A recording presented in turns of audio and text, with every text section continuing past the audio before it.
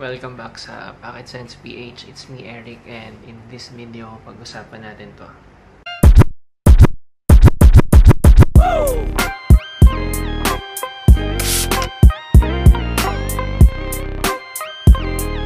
Yung last video na in-upload ko, yun yung Lemal Elixir. Ito yung Lemal Le Parfum. So, sa isang madaling salita, for me, ito yung matured version ng Lemal Elixir. Nilabas to noong 2020. So, nauna to sa Lemal Elixir, no? Bango niya. So, for the top notes, meron siyang cardamom. So, yung scent nung sa initial spray niya is slightly sweet na medyo spicy. Yung spiciness niya hindi ganun ka-tapang or ka-sharp. Very well balanced yung top notes. Very well blended. Nung ginamit ko yung Lemal Elixir, yung word na lumabas sa bibig ko is sophisticated. Ganun din to. So, may pareho sila dun na pareho talagang sophisticado yung dating. Pareho ang elegante. Pero sa ilong ko, mas mature dito. Mas dark. Pero again, yung sinasabi ko may something spicy. Hindi siya ganun kalakas eh. Talagang balansado. After a few minutes, pagdating sa mid, sa heart nung scent, lumalabas na yung iris tsaka lavender. So, mas lalong nagiging pleasant yung scent. Slightly sweet, ang tawag dito, yun, sweet, clean, and fresh. Yung ganun yung vibe pagpasok nung mid. Kasi, pag tinignan mo, iris tsaka lavender. So, ganun agad talaga yun eh. Parang ang press ko na okay, florals, pero hindi siya something feminine eh pag naamoy mo. Tapos doon pa lang sa mid ang inviting na. Parang mas masarap yung halimuyak niya habang tumatagal. Kasi doon sa initial, ang misteryoso ng dating, pero ang tawag dito, ang confident na rin ng amoy niya. I mean, ganun ko kadalasan na nade-describe yung perfumes. Parang mas madali siyang i-relate sa personality. So, yung vibe niya talaga sa akin from initial, mature, confident, self-aware. Tapos habang pumupunta dun sa mid, parang mas nagiging approachable. Lumalabas na nga kasi yung pagiging clean and fresh niya. Ganun pa rin eh, mas mature pa rin yung vibe, pero again, yung combination na sweet, clean, and fresh, mas inviting kaysa yung may konting spice na umpisa. Although, okay din amoyin yung from initial pero para sa akin, kapag nag-transition na siya from initial hanggang from top to mid, mas bumabango, mas makasarap amoyin yung after a few minutes of after the initial spray. So, once na mag-transition naman papuntang dry down, yung base notes niya. So, meron siyang vanilla, may woodsy notes, may oriental notes.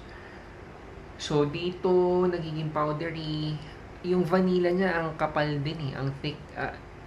Hindi yun something negative Para sa akin, very good yung pagkakalagay ng vanilla. Lalo na't pang lalaking pabango, tas may vanilla. Kasi kung, di ba, mas common sa mga pambabaeng pabango yung vanilla. Parang yung mga something na chocolatey na scent DNA. Common talaga yun sa mga girly na pabango eh. Kasi karaniwan gusto ng mga babaeng gumagamit ng mas matatamis na pabango, di ba? So, yung ginawa ng Jean Paul Gaultier, ang tawag dito, ang ganda ng mixture kasi yung base niya, ang thick nung vanilla, pero ang manly. Yun, mas naging manly siya pagdating dito sa dry down. yung personality nung scent DNA niya kompleto. Ang nai-imagine ko dito, fictional character, bagay kay Bruce Wayne, si Batman. Bagay rin sa James Bond kasi ang vibe niya talaga, parang ang confident, parang ang self-aware, halos magkapareho yun. Tapos, ang mature. Tapos, ang misteryoso ewan ko kung na-experience nyo na may kaibigan kayong babae in her 20s na nagkagusto sa lalaki na nasa late 30s, nasa early 40s. Yung lalaking yun, eto siya.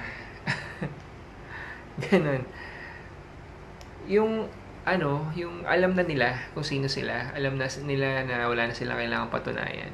Parang ganun yung vibe niya. Kaya ako sinasabi na parang ito yung mas mature na version ni Le Mal Elixir. Pagdating sa scent, yun na. Pagdating sa dry down nito, something sweet pero hindi overly sweet, hindi kung si Le Mal Elixir sabi ng wife ko, baka pwedeng gamitin ng babae kasi matamis, yun yan. Ito, sure ako, hindi mas manly Ewan ko baka yung iba sabihin okay pa din pang babae dahil may sweetness. Pero dito, pagdating sa dry down lalo, mas nagiging manly siya. Yung combination ng vanilla at saka yung woodsy notes, oriental notes, nagbibigay ng something powdery na may halong vanilla na ang manly ng dating. Parang lumalim yung amoy.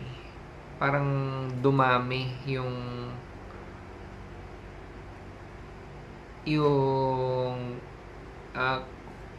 kailangan i-breakdown ng pang-amoy mo.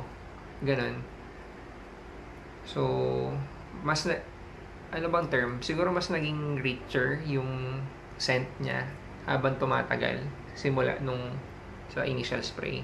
Ang galing lang kasi parang hindi siya simpleng scent sa initial, pero for me, habang tumatagal from initial patagal, minutes, hours, mas nagiging complex yung amoy niya, mas nagiging something na interesting.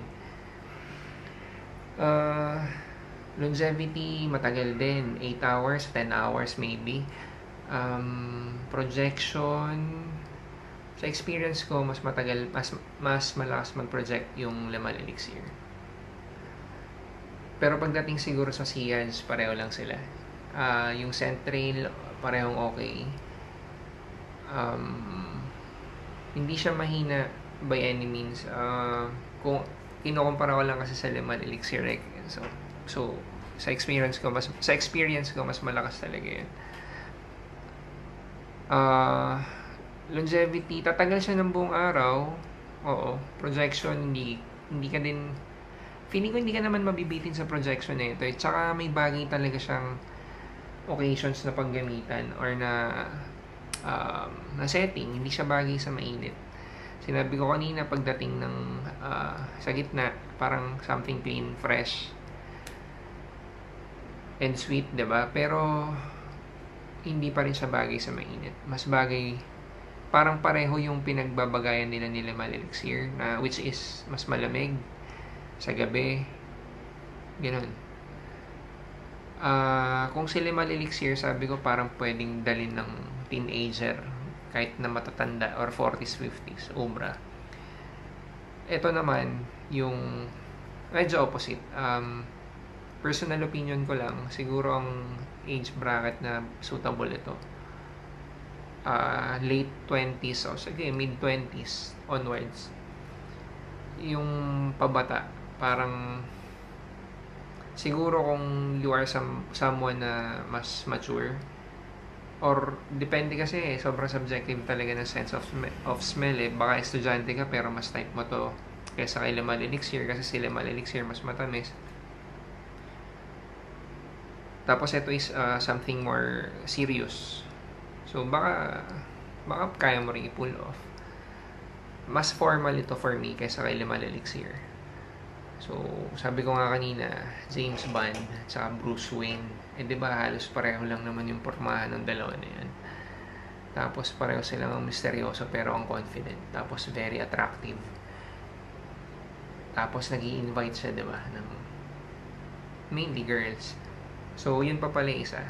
For me, ano to, attractive to sa mga babae.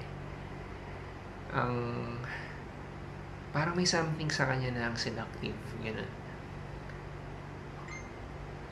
Hindi ko sure kung bagay siya pang party katulad ng ultra male kasi parang mas bagay si Limal Elixir doon. Pero bagay siya pang party na something formal. Iba kasi yung dating ng Lavender Iris na na combination eh. Ang social nung dating, ang sophisticado nung dating. Yun. Anyway, kung gusto mo namang gamitin anytime, pwede mo namang gamitin. Ito ay pawang opinion ko lang. May nakalimutan pa ba ako? Meron tong alternative na gawan ko na rin ng video dito, yung Glacier Lenoir. Kung tama yung pagkakapronounce ko. Good alternative for the price kasi yung DNA nila kalapit talaga. Tsaka yung Glacier line na yon, ang galing nung gawa, ang galing nung kopya. Mall price, magkano nga ba? 125 ml, 8,000 pesos yata. I-check ko na lang, i-google ko, tapos ilagay ko na lang somewhere dito sa video. Lagay nyo nga sa comment section kung na-experience nyo na to. Tsaka curious ako kung agree ba kayo dun sa sinasabi ko na parang mas mature to kaysa kay Limal Elixir. Or yung mga sinasabi kong age bracket na mukhang babagayan. Yun. Kung nagamit nyo na rin yung mga alternatives, pwede nyo ilagay sa baba. Kasi yung ibang nanonood, naghahanap din alternatives, diba? So, hindi ko na mapaparate sa asawa ko, tulog na siya. Pero napaamoy ko na sa kanya to dati, nagustuhan din niya. Yun lang, sa pagkakatanda ko, mas gusto niya si Limal Elixir. Mas gusto niya yung mas youthful na scent. So anyway, may Facebook kami, may Instagram, Shopee, may Lazada. Kung nagustuhan nyo itong video, pa-like and pa-subscribe. Salamat.